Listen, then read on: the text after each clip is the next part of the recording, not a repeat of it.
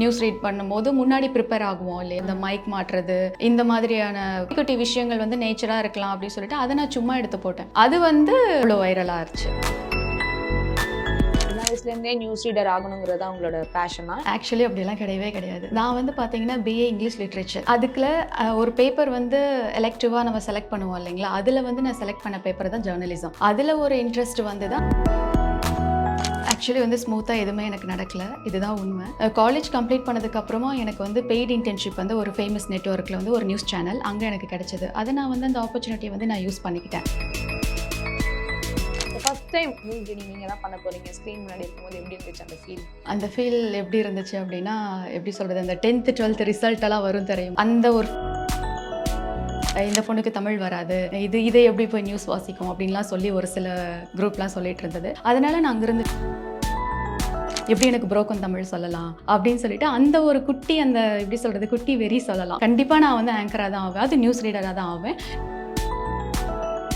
முதுகு வலியா, மூட்டு வலியா, கை கால் நீட்ட மடக்க இயலாமையா, அறுவை சிகிச்சை இல்லா குணம். டாக்டர் ஸ்ரீவர்மாஸ் PCR மகாராஜா தைலம். ஹாய் கௌசல்யா, எப்படி இருக்கீங்க? நல்லா இருக்கேன் ஸ்ருதி, நீங்கள் எப்படி இருக்கீங்க? நல்லா இருக்கேன். ஸோ ஒரு news reader, anchor, voice artist, எப்படி போயிட்டு இருக்கு இந்த பயணம், அதை பற்றி சொல்லுங்கள். ஆக்சுவலி ஃபஸ்ட்டு பார்த்தீங்கன்னா, நான் வந்து நியூஸ் ரீடர், ஆங்கர், அதுக்கு முன்னாடி வந்து வாய்ஸ் ஓவர் ஆர்டிஸ்ட் அப்படின்ற ஒரு இடத்துல தான் அந்த ஒரு இடம் தான் எனக்கு நியூஸ் ரீடிங் அப்படின்ற ஒரு இடத்த கற்றுக் கொடுத்துச்சு. ஸோ ஃபஸ்ட்டு வந்து நான் வந்து வாய்ஸ் ஓவர் தான் நான் பண்ணிகிட்ருந்தேன். அதுக்கப்புறம் அதில் ப்ராக்டிஸ் ஆகிட்டு தான் நான் வந்து ஆங்கர் ஆனேன். இந்த மாதிரி தான் என்னோட போயிட்டுருக்கு. Okay, good, always. Okay, great. So உங்கள் ஜேர்னி எப்படி ஸ்டார்ட் ஆச்சு? எப்போலேருந்து நீங்கள் இதை ஸ்டார்ட் பண்ணீங்க? சின்ன வயசுலேருந்தே நியூஸ் ரீடர் ஆகணுங்கிறதா உங்களோட பேஷனா, இல்லை ஆக்சிடென்டலாக வந்த ஒரு விஷயம்? ஆக்சுவலி அப்படிலாம் கிடையவே கிடையாது. நான் வந்து பார்த்தீங்கன்னா பிஏ இங்கிலீஷ் லிட்ரேச்சர். அதுக்குள்ள ஒரு பேப்பர் வந்து எலெக்டிவாக நம்ம செலக்ட் பண்ணுவோம் இல்லைங்களா, அதில் வந்து நான் செலக்ட் பண்ண பேப்பர் தான் ஜேர்னலிசம். அதில் ஒரு இன்ட்ரெஸ்ட் வந்து தான் அதுக்கப்புறம் நான் பிஜி அப்படி இப்படின்னு சொல்லி மாஸ்காம்லாம் பண்ணேன். அதில் வந்து ஒரு இன்ட்ரெஸ்ட் தான் எனக்கு. இப்போ ஒரு நல்ல ஒரு பொசிஷனில் ஒரு நியூஸ் ரீடராக இருக்கீங்க. இதுக்கு முன்னாடி நீங்கள் உங்கள் ஜேர்னியை ஸ்டார்ட் பண்ணப்போ எத்தனை ஆடிஷன்ஸ் ஃபேஸ் பண்ணி ரிஜெக்ட் ஆயிருக்கீங்களா, இல்லை ஸ்ட்ரெயிட்டாக நீங்கள் அட்டன் பண்ண ஃபர்ஸ்ட் ஆடிஷனே கிளிக் ஆகி அப்படி ஸ்மூத்தாக போயிடுச்சா உங்கள் ஜேர்னி? ஆக்சுவலி வந்து ஸ்மூத்தாக எதுவுமே எனக்கு நடக்கல, இதுதான் உண்மை. காலேஜ் கம்ப்ளீட் பண்ணதுக்கப்புறமா எனக்கு வந்து பெய்ட் இன்டர்ன்ஷிப் வந்து ஒரு ஃபேமஸ் நெட்வொர்க்கில் வந்து ஒரு நியூஸ் சேனல் அங்கே எனக்கு கிடைச்சது. அதை நான் வந்து அந்த ஆப்பர்ச்சுனிட்டியை வந்து நான் யூஸ் பண்ணிக்கிட்டேன். அப்படி நான் யூஸ் பண்ணும்போது அப்போ எனக்கு நியூஸ் ரீடிங் போகணுன்ற ஐடியா எனக்கு சுத்தமாக கிடையாது. ஏன்னா அப்போ எனக்கு கொஞ்சம் புரோக்கன் தமிழ் இருந்துச்சு. அப்போ எனக்கு சுத்தமாக அந்த ஐடியா இல்லை, அதுக்கான எப்படி சொல்கிறது, அந்த தகுதி எனக்கு இல்லை அப்படின்ற மாதிரி ஒரு மைண்ட் செட் எனக்கு இருந்தது. அப்போ நான் என்ன பண்ணேன் அப்படின்னு பார்த்தீங்கன்னா, ஒரு ட்ரெயினியாக, ஒரு இன்டர்னாக தான் அந்த இடத்துல இருக்கேன். ரிப்போர்ட்டிங் பண்ணுறேன், சப் எடிட்டிங் பண்ணுறேன், ப்ரொடக்ஷன் பண்ணுறேன். இது எல்லாமே அந்த 1 இயர் 1.5 இயர்க்குள்ளேயே இது எல்லாமே நான் பண்ணிகிட்ருக்கேன்.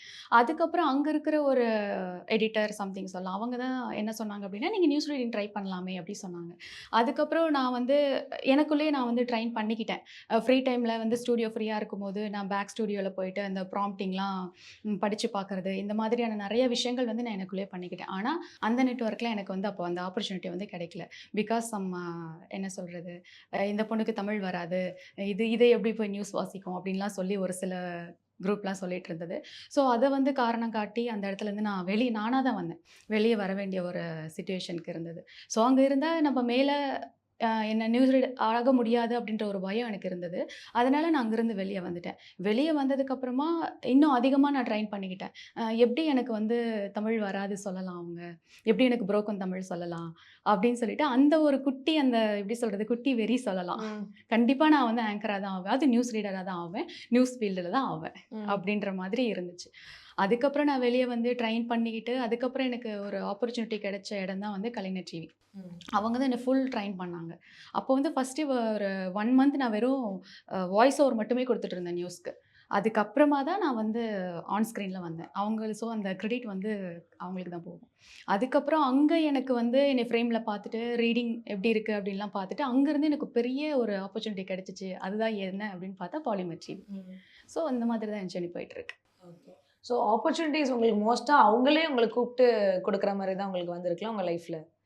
கலைஞர் டிவி வந்து நானா தேடி போனது. நீங்க பாலிமரும் சரி, உங்க இன்டர்ன்ஷிப் பண்ணதும் சரி, லைக் அவங்களாவே ஆஃபர் பண்ணி தானே நீங்க உங்கள கூப்பிட்டாங்க. ஆஃபர் பண்ணி உள்ள கூப்பிட்டாங்க. ஆனா உள்ள நம்ம சர்வை பண்ணணும் இல்லையா? சோ அதுக்கு நெறைய ஸ்ட்ரகிள்ஸ், ஆமா. இப்போ சேலஞ்சஸ்லாம் இருந்துச்சு. என்ன கூப்பிட்டாங்க அப்டின்னா, இப்ப நான் மட்டும் இன்டர்வியூ போமாட்டேன் இல்லைங்களா? அங்க எப்படியும் ஒரு 300, 400 இன்டர்ன்ஷிப், பெய்ட் இன்டர்ன்ஷிப், ஃப்ரெஷர் அப்படின்னு ஃப்ரெஷர்ஸ்க்கு அப்படின்னு சொல்லும்போது, கண்டிப்பா 200, 300 பீப்பிள் வந்து கண்டிப்பா அப்ளை பண்ணியிருப்பாங்க. ம். அதுலெல்லாம் நம்ம கிராஸ் பண்ணி போகணும் இல்லைங்களா? அதுல ஒரு சில ஸ்ட்ரகிள்ஸ் வந்து இருந்தது. ஆப்பர்ச்சுனிட்டீஸ் வருது. அத நம்ம எப்படி யூஸ் பண்ணிக்கிறோம் அப்படின்றது வந்து ஒரு பெரிய விஷயம். Okay, great. Hmm. So broken தமிழா இருந்த ஒரு பொண்ணு வந்துட்டு இன்னைக்கு நியூஸ் ரீடிங் பண்ணிட்டு இருக்கீங்க. ஸோ இந்த ஜேர்னில வந்துட்டு ஒரு 1 1/2 இயர்ஸ் நீங்க எடுத்துக்கிட்டீங்களா? தமிழ ஃபுல்லாவே உச்சரிப்பு எல்லாமே கரெக்ட்டா வச்சுட்டு நீங்க உங்க ஃபர்ஸ்ட் நியூஸ் ரீடிங் பண்றப்போ, ஸோ ஃபர்ஸ்ட் டைம் அந்த நியூஸ் ரீடிங் நீங்க தான் பண்ண போறீங்க. ஸ்க்ரீன் முன்னாடி இருக்கும்போது எப்படி இருந்துச்சு அந்த ஃபீல்? அந்த ஃபீல் எப்படி இருந்துச்சு அப்படின்னா, எப்படி சொல்றது? அந்த 10th, 12th ரிசல்ட் எல்லாம் வரும் தெரியுமா? அந்த பீக் டைம்ல. அந்த மாதிரியான அந்த ஒரு ஃபீல் தான் எனக்கு இருந்துச்சு. என்ன அப்படின்னா, நம்ம ரீட் பண்றோம். பட் மைண்ட் எல்லாம் ஐய்யய்யோ! நம்மள எவ்வளோ பேர் பார்ப்பாங்க. இன்கேஸ் தப்பு பண்ணிட்டோமா என்ன பண்றது? ஒருவேளை தப்பு பண்ணிட்டா நம்மள வேண்டாம் நீ நியூஸ் ரீடிங்க்கு சரியில்லன்னு சொல்லிடுவாங்களோ? ஆல்ரெடி ஒரு இடத்துல அப்படிதான் நம்மள மைண்ட் செட் பண்ணி வெளியில அனுப்பியிருக்காங்க. ஸோ இங்கேயும் நம்ம வந்து நம்ம குடுத்த ஆப்பர்ச்சுனிட்டிய வந்து மிஸ்யூஸ் பண்ணிடுவோமோ? நம்ம வந்து ஒழுங்கா பண்ண மாட்டோமோ? அந்த மாதிரி நெறைய விஷயங்கள் வந்து என் மைண்டுக்குள்ள ஓடிக்கிட்டே இருக்கு. பயங்கர கான்ஷியஸா. ரொம்ப கான்ஷியஸா இருக்கேன். என் முன்னாடி ப்ராம்ப்டர் ஓடுது. நானும் ப்ராம்ப்டர் படிச்சுட்டு இருக்கேன். ரீட் பண்ணிட்டு இருக்கேன். எல்லாமே கரெக்ட்டா போயிட்டு ஆனா இருக்கு. மைண்ட்ல இந்த தாட்ஸ். மைண்ட்ல எனக்கு இந்த தாட் வந்து ஓடிக்கிட்டு இருக்கு. அப்படி ரன் ஆயிட்டு இருக்கு. அந்த மாதிரி ஒரு அந்த ஃபர்ஸ்ட் டே மட்டும் இல்ல ஸ்ருதி. அந்த ஒரு 10 டேஸ் 1 மந்த்துக்கு வரைக்குமே அந்த பயம் இருந்துகிட்டே இருக்கும் நமக்கு. இதுக்கு நடுவுல வந்து இந்த பிரேக்கிங் நியூஸ்லாம் வந்துச்சுன்னு வச்சுக்கோங்களேன். நமக்கு வந்து பார்ப்போம் சீனியர்ஸ்லாம் வாவ்! எப்படிலாம் பண்றாங்க அப்படின்ற மாதிரிலாம் ஒரு சில ஆங்கர்ஸ்லாம் பார்த்து நம்ம வியந்திருப்போம். ஸோ அவங்களும் இங்கே தான் ஒர்க் பண்றாங்க. நம்ம சுத்த ஃப்ரெஷரு. நம்மளும் இங்கே தான் ஒர்க் பண்றோம். அவங்களுக்கு ஈக்குவலா பண்ணுவோமா? அப்படி நம்ம மனசுலயே ஒரு இந்த ஒரு மாரி காம்படிட்டிவ் மைண்டா மாறிடும் நமக்கு. அந்த மாதிரியான விஷயங்கள் வந்து எனக்குள்ள போயிட்டே இருக்கும். ஸோ அதெல்லாம் வந்து நம்ம எப்படி டேக்கிள் பண்ணேன் அப்படின்னா, டெய்லி எல்லா பேப்பரும் படிச்சுட்டு இருக்கிறது. ஒரு பேப்பர் 2 பேப்பர் இல்ல. 4, 5 நியூஸ் பேப்பர். டெய்லி என்னென்ன நியூஸ் பேப்பர் வருதோ எல்லாம் படிக்கணும். வாய் விட்டு படிக்கணும். சத்தமா படிக்கணும். இது இது வந்து எனக்கு எப்படி நோய் மாதிரி மாறிடுச்சு. எப்படின்னா, ஈவன் வந்து நான் ஃப்ரீ டைம்ல எனக்குள்ளேயே சொல்லி பார்த்துட்டு இருப்பேன். சத்தமா படிச்சு பார்த்துட்டு இருப்பேன். ஈவன் நம்மளுடைய ஸ்பெஷல் டைம்ஸ் எல்லா டைம்லயும் என் மைண்ட்ல வந்து இதுதான் ஓடிட்டு இருக்கு. ஏன்னா, நமக்கு ஒரு ஆப்பர்ச்சுனிட்டி கிடைச்சிருச்சு. அந்த இடத்துக்கு வரதுக்கு நம்ம அசிங்கப்பட்டுட்டோம். பல்பு வாங்கிட்டோம். எல்லாமே ஆயிடுச்சு.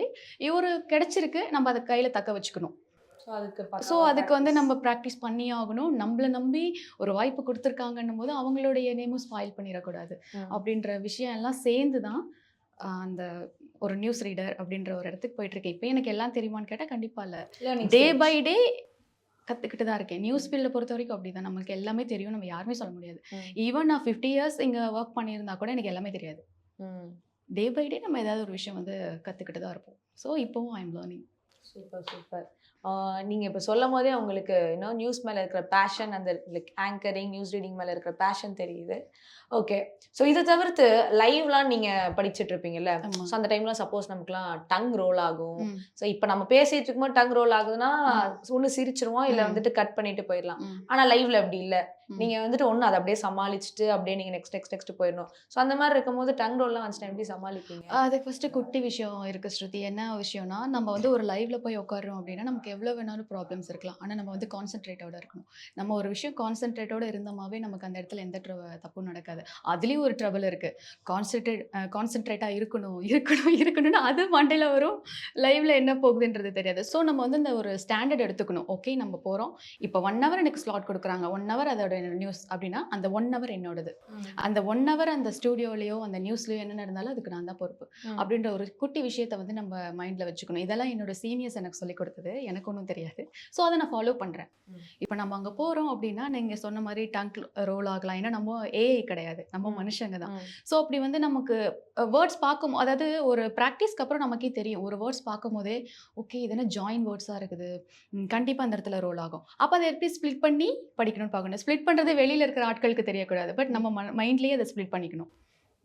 அந்த மாதிரி விஷயங்கள் வந்து நம்ம ஃபாலோ பண்ணும்போது அந்த ரோலிங் வந்து ஸ்டாப் ஆயிடும். அந்த இடத்துல நம்ம சிரிக்கிறது, அழுறது, இரும்புறது இது வரைக்கும் நீங்க ரோலே ஆனதில்ல உங்களுக்கு? ரோல் ஆயி சிரிச்சு அந்த மாதிரி சமாளிச்சு ரோல் வந்து ஆகுங்க. அதாவது வெரி ஸ்டார்ட்டிங்ல எல்லாருக்குமே ரோல் ஆகும். ம். அது வந்து ரோல் ஆக ஆக நம்ம நெக்ஸ்ட் வந்து இந்த வேர்ட்லாம் ரோல் ஆகுதுன்ற மாரி நம்ம மைண்ட் செட்டுக்கு தெரிஞ்சிரும். அந்த மாதிரி வேர்ட்ல வந்து நம்ம உஷாராயிடுவோம். ஓகே போன டைம் ரோல் ஆச்சுல்ல, இந்த டைம் அது ஆகக்கூடாது. அப்படின்ற Okay. மாதிரி கொஞ்சம் உஷாராயிடுவோம். ஓகே. அந்த ஒரு விஷயம் இருக்கு. ஒரு மாரி இருமல் வருது. சிரிக்கிறதுக்கு அங்க ஒண்ணும் கிடையாது. ம். பட் இந்த மாரி ஏதாவது இருமல் வருது, தும்மல் வருது அப்படின்னும்போது நம்ம பிசிஆர்ல ஜஸ்ட் இந்த ஜஸ்டஸ் மட்டும் தான். அந்த இடத்துல நம்ம வாய்ஸ் ரைஸ் பண்ணக்கூடாது. ஸோ அவங்க மைக் ஆஃப் பண்ணதுக்கப்புறம் யூ கேன். ஸோ இப்போ மீடியா அப்படிங்கிறப்போ ஃபேமிலி சைடில் வந்துட்டு கண்டிப்பாக ஒரு பயம் இருக்கும். பொண்ணை மீடியாவுக்கு அனுப்புகிறோமே அப்படிங்கிற ஒரு பட்சத்தில். ஸோ அப்படி இருக்கிறப்ப நீங்கள் நியூஸ் ரீடர் ஆக போகிறேன் அப்படின்னு சொன்னப்போ உங்கள் ஃபேமிலி சைடில் எந்த அளவுக்கு சப்போர்ட் இருந்துச்சு? அவங்களுக்கு ஆச்சரியம் தாங்க. எப்படின்னா வீட்டுக்கு யாராவது வந்து கெஸ்ட் எல்லாம் வந்தாங்கன்னா கூட நான் ரூம் விட்டு வெளியே வர மாட்டேன். அந்த மாதிரியான ஒரு கொஞ்சம் இன்ட்ரோவர்ட் தான். அது எப்படி சொல்லுவாங்க, தெரிஞ்சவங்க கிட்ட மட்டும் எக்ஸ்ட்ரோவர்ட் அப்படி சொல்லுவாங்களா, அந்த மாதிரியான ஒரு டைப். ஸோ நான் அந்த வீட்டுக்கு அந்த மாதிரி ரிலேட்டிவ் வரும்போது கூட ஒரு ரூம் விட்டு வெளியே வராத பொண்ணு வந்து எப்படி இன் ஃப்ரண்ட் ஆஃப் கேமரா எல்லாரும் முன்னாடி போய் நியூஸ் ரீட் பண்ணுவான்றது வந்து எங்கள் வீட்டுக்கே ஆச்சரியம் தான். நம்பல இல்லை, நம்பினாங்க. ஆனால் அவங்க நீ பண்ணிடுவியா அப்படின்னு ஒரு கொஷின் மார்க் வந்து எப்போவுமே எங்கள் அம்மா மைண்டில் எல்லா மைண்ட்லேயும் இருந்தது. இப்போ அது கிடையாது. அது அவங்களுக்கு வந்து தெரிஞ்சிருச்சு. ஓகே இதுக்குள்ளேயே ஏதோ இருக்கு, ஏதோ வரா அப்படின்ற மாதிரி சப்போர்ட் தான். எந்த ஒரு டிசிஷன் எடுத்தாலும் அவங்களுக்கு ஒரு குட்டி நம்பிக்கை இருக்கு. ஓகே இது வந்து அவளோட லைஃப்காக எடுப்பா, இது எடுத்து அவள் கரெக்டாக தான் இருக்கும் அப்படின்னு ஒரு நம்பிக்கையை சம்பாதிச்சு வச்சிருக்கேன் கஷ்டப்பட்டு. Okay okay great. So more than உங்கள் நியூஸ் ரீடிங் உங்களோட பிடிஎஸ்க்கு வந்துட்டு ஒரு பயங்கர ஒரு ஃபேன்ஸ் இருக்காங்க. இன்ஸ்டாகிராமில் பார்த்தாலே உங்களோட பிடிஎஸ் அதுக்கே ஒரு பயங்கர லைக்ஸ் ஃபாலோவர்ஸ்லாம் இருக்கு. ஸோ அது எப்படி அந்த விஷயம் எப்படி ஸ்டார்ட் ஆச்சு? ஆக்சுவலி என்னன்னா நான் சோஷியல் மீடியாவில் வந்து கண்டென்ட் ஷேர் பண்ணுறதுல வந்து ரொம்ப லேசின்றதை விட அது எப்படி ஹேண்டில் பண்ணுன்றது எனக்கு தெரியல. அதுதான் உண்மை. அப்படி பார்க்கும்போது நான் ரொம்ப நாளாகவே இன்ஸ்டாகிராமில் இருக்கேன். ஆனால் ஒரு ஃப்ளூக்கில் நான் ரேண்டமாக ஏதோ ஒரு பாலிமரில் ஜாயின் பண்ணி ஒரு 10 days 15 days தான் இருக்கும். ரேண்டமாக ஒரு நியூஸ் ரீட் பண்ணும்போது முன்னாடி ப்ரிப்பேர் ஆகுவோம் இல்லையா, அந்த மைக் மாட்டுறது இந்த மாதிரியான ஒரு மாதிரி அந்த வீடியோ குட்டி குட்டி விஷயங்கள் வந்து நேச்சராக இருக்கலாம் அப்படின்னு சொல்லிட்டு அதை நான் சும்மா எடுத்து போட்டேன். அது வந்து அவ்வளோ வைரலாக இருந்துச்சு. அது வந்து எனக்கு ஹாப்பி தான். ஓகே இப்படி ஒரு பொண்ணு நியூஸ் ரீட் பண்ணுறா அப்படின்னு தெரிஞ்சதே எனக்கு வந்து அந்த ஒரு ஒரு ஒரு ரீலால தான். Okay great. ஆமாம். ஓகே. ஸோ இது தவிர்த்து இப்போ ஒரு நியூஸ் ரீடர் அப்படின்னா நாங்கள் 30 minutes ஒரு ஸ்க்ரீனில் பார்க்குறோம், அப்படியே இப்படி வந்துட்டு பொம்மை மாதிரி வந்து படிச்சுட்டு போயிடுவாங்க. பட் பிடிஎஸ் பிஹைண்ட் த சீன்ஸ்லாம் அவங்க என்னென்னலாம் பண்ணுறாங்க, ஒரு லைவ் நடக்க போகுதுன்னா என்னென்ன ப்ராசஸ் நடக்கும், நீங்கள் அதுக்கு எவ்வளோ ப்ரிப்பேர் பண்ணுவீங்க, அதை பற்றி சொல்லுங்கள். நமக்கு வந்து நார்மலாக ஸ்ருதி இப்போ வந்து பிரேக்கிங் நியூஸ் வருதுன்னா நமக்கு தெரியாது. நம்ம ஆனரில் உட்காந்துட்டு இருக்கோம் அப்படின்னும் போது சடனாக தான் பிரேக்கிங்ன்றது வரும். ஓகேவா? ஸோ அந்த மாதிரி விஷயங்கள் வரும்போது அங்கே வந்து நமக்கு அந்த ப்ராக்டிஸ் தான் நமக்கு எல்லாமே. நம்ம வந்து ஒரு ப்ராக்டிஸ் பண்ணும்போது நமக்கு கரெக்டாக தெரியும் எந்த நியூஸ் வேணாலும் கொடுங்க நான் ஹேண்டில் பண்ணிப்பேன் அப்படின்ற ஒரு அந்த இது வந்துடும். இப்போ முன்னாடியே ஒரு சில விஷயங்கள்லாம் முன்னாடியே ப்ரிப்பேர் பண்ணியிருப்பாங்க. லைக் இந்த எலெக்ஷன் ரிசல்ட் வருது, இந்த மாதிரி விஷயம்லாம் நமக்கு முன்னாடியே தெரிஞ்சிருக்கும். ஸோ அந்த மாதிரி விஷயத்தில் நம்ம லைவுக்கு போகிறோம் அப்படின்னா அதுக்கான தகுந்த மாதிரியான கொஸ்டின்ஸ்லாம் நம்ம வந்து முன்னாடியே ப்ரிப்பேர் பண்ணியிருக்கணும். அது வந்து ப்ரிப்பேர்ட் லைவ் அப்படி சொல்லுவாங்க. நம்ம பிரேக்கிங் நியூஸ்ன்னும் போது அது சடனாக தான் வரும். இப்போ அதில் கூட ஒரு சில விஷயங்கள்லாம் இருக்குது. இப்போ மற்ற நியூஸ்லாம் நம்ம ஈஸியாக ஹேண்டில் பண்ணிடலாம். பட் இந்த கோர்ட் நியூஸ்லாம் வரும்போது நமக்கு கொஞ்சம் கஷ்டமாக இருக்கும். ஏன் கஷ்டமாக இருக்குன்னு சொல்கிறேன் அப்படின்னா, நம்ம பிறக்கிறதுக்கு முன்னாடியெல்லாம் ஒரு கேசஸ்லாம் இருக்கும், அதெல்லாம் இப்போ சால்வ் ஆகிருக்கும். ஸோ அதை பற்றியான விஷயங்கள் நமக்கு கொஞ்சமாவது அதோட நாலேஜ் வந்து இருக்கணும். அதுக்கு தான் டெய்லி அந்த பேப்பர் படிக்கிறது, டெய்லி அந்த எப்போவுமே எதில் நீங்கள் வந்து நியூஸ் சோர்ஸ் வந்தாலுமே அதை வந்து யூட்டிலைஸ் பண்ணிக்கணும் அப்படின்றது வந்து என்னுடைய ப்ராக்டிஸ். நான் இப்போ ப்ராக்டிஸ் பண்ணிகிட்ருக்கேன், அதை நான் உங்களுக்கு சொல்கிறேன். அப்படி பண்ணும்போது எந்த லைவுமே உங்களுக்கு கஷ்டமா இருக்காது. நியூஸ் ரீடர் தாண்டி பார்த்தீங்கன்னா உங்களோட சாரீ கலெக்ஷன் பார்க்குறதுக்குனே பல பேர் இருக்காங்க. ஸோ அப்படி இருக்கிறப்ப உங்கள் சாரீ கலெக்ஷன்லாம் நீங்கள் எப்படி சூஸ் பண்ணுவீங்க, அதை பற்றி சொல்லுங்கள். ஆக்சுவலி எனக்கு வந்து சாரீ போடுற பொண்ணு நான் கிடையாது. இங்கே பாலிமர் வந்ததுக்கப்புறம் தான் சாரீலாம். பிஃபோர் தட் நான் கலைஞரில் ஒர்க் பண்ணும்போது கூட ஏதாவது ஃபெஸ்டிவல்னால் மோஸ்ட்லி வந்து இந்த ட்ரெடிஷ்னல் சுடி போட்டுட்டு அட்ஜஸ்ட் பண்ணிடலாம் அப்படின்ற ஒரு மைண்ட் செட்டில் தான் இருப்பேன். ரொம்ப ரேராங்க சாரீ போடுறது. ஸோ இங்கே டெய்லி சாரீ, அது ஒவ்வொரு நியூஸ்க்கு ஒவ்வொரு காஸ்டியூம் அப்படின்னு நினைக்கும் போது எனக்கு இது வந்து ஃபஸ்ட்டு தான். அந்த சாரியோட கலெக்ஷன், என்னோட ஜுவல் கலெக்ஷன் எல்லாருமே பார்த்தீங்கன்னா என் சித்தி, அம்மா, என் சிஸ்டர் இவங்களாம் இருக்காங்க. அவங்க வந்து இவளுக்கு இது பண்ணால் நல்லாயிருக்கும், இவளுக்கு இந்த கலர் நல்லாயிருக்கும், இந்த பேட்டர்ன் நல்லாயிருக்கும் அப்படின்னு அவங்க செலக்ட் பண்ணி எனக்கு வாங்கி கொடுக்கறது தான். எனக்கு வந்து அந்த சாரீ நாலேஜே கிடையாது எனக்கு சுத்தமாக. இப்போ எவ்ரிடே இதுக்குன்னு நீங்கள் சாரீ வாங்கிக்கிட்டே இருக்கீங்க? எவ்ரிடே வாங்க மாட்டேன். ஓகே. ஐ மீன் லைக் ஒரு எவ்ரிடே நீங்கள் சாரீ போடணுங்கிற ஒரு கட்டாயம் இருக்கு. அப்போ ஹோல் பஞ்சா நீங்கள் இதுக்குன்னே வாங்கி வச்சிருவீங்க? ஆமாம். ஓகே. அப்ப வாங்கி எப்படி கொரியர் அப்படியே பண்ணுவாங்க. அடுக்கிக்கிட்டே போகணுமே, நிறைய saree கலெக்ஷன் சேர்ந்துரும்ல? அது எக்ஸ்பீரியன்ஸ் தான். இப்போ 1 1/2 இயர் தான் ஆகுது. அந்த இப்போ 1 1/2 இயர்க்குள்ள நம்ம எவ்வளோ சாரீஸ் வாங்கியிருக்கிறோமோ அந்த கலெக்ஷன்ஸ் என்கிட்ட இருக்கு. மேபி இன்னும் ஒரு 10 இயர்ஸ் 20 இயர்ஸ் போனீங்க அப்படின்னு கேட்டா இன்னும் கண்டிப்பா அது அதிகமா தான் ஆகும். Collections கலெக்ஷன்ஸ் நிறைய நிறைய ஆகும். ஆமா, saree இப்போ நீங்க எனக்கு தெரிஞ்சு 1 1/2 வருஷம் நீங்க saree இவ்ளோ வாங்கியிருக்கீங்கன்னா, இதுக்குன்னே இன்வெஸ்ட்மென்ட் நீங்க ஒரு பல லட்சம் கிட்ட செலவு பண்ணியிருப்பீங்கல்ல? லட்சம்லாம் நான் பார்த்தது கூட இல்லைங்க. அட்லீஸ்ட் ஒரு 1 2 லட்சமாவது செலவாயிருக்கும்ல? எவ்வளோ செலவாச்சு எல்லாமே தான் சொல்லிட்டேன். எல்லாமே ஃபேமிலி லேடீஸ் வாங்கி கொடுக்கறது. ஸோ என்னோட செலவும் கிடையாது, எதுவுமே கிடையாது. வீட்ல எல்லாம் வாங்கி வீட்ல கொடுத்துருவாங்க. எல்லாம் வாங்கி கொடுக்கறது தான். அவங்களுக்கு தான் தெரியும் நான் எப்படி போட்டா நல்லா இருப்பேன். இப்போ ஸ்டில் எனக்கு வந்து இதை போட்டா நல்லா இருப்பேன்ற நாலேஜ் எனக்கு கிடையாது. ம். ஸோ அவங்க எனக்கு வந்து ஓகே இதை பண்ணா அவ நல்லா இருப்பா அப்படின்னு ஒரு நினைச்சு நமக்கு வாங்கி கொடுக்குறாங்கல்ல. ம். ஸோ காஸ்ட்டும் அவங்களோட தான். ஓகே. ஸோ ஃபேமிலி சைடு அந்த சப்போர்ட் இருக்கனால உங்களுக்கு அந்த பிரச்சனை அந்த இல்ல. பிரச்சனை இல்லை. ஸோ ஒரு நியூஸ் ரீடராக இருக்கிற பட்சத்தில் நீங்கள் எப்போவுமே லைட்ஸ் முன்னாடி இருக்கணும். ஸோ டெய்லியும் வந்துட்டு உங்கள் ஸ்டைலிங் ஹேரும் சரி, மேக்கப்பும் சரி, இந்த மாதிரி ஃபுல் டைம் நீங்கள் ஸ்டைல் பண்ணிக்கிட்டே இருக்கிற மாதிரி இருக்கும். ஸோ அப்படி இருக்கிறப்போ நீங்கள் உங்கள் ஸ்கின் அண்ட் ஹேரை வந்துட்டு எப்படி பார்த்துக்கிறீங்க? உங்கள் ஹேர் கேர் ப்ரோட்டீன் பற்றி சொல்லுங்கள். முதுகு வலியா, மூட்டு வலியா, கை கால் நீட்ட மடக்க இயலாமையா, அறுவை சிகிச்சை இல்லா குணம். டாக்டர் ஸ்ரீவர்மாஸ் PCR மகாராஜா தைலம்.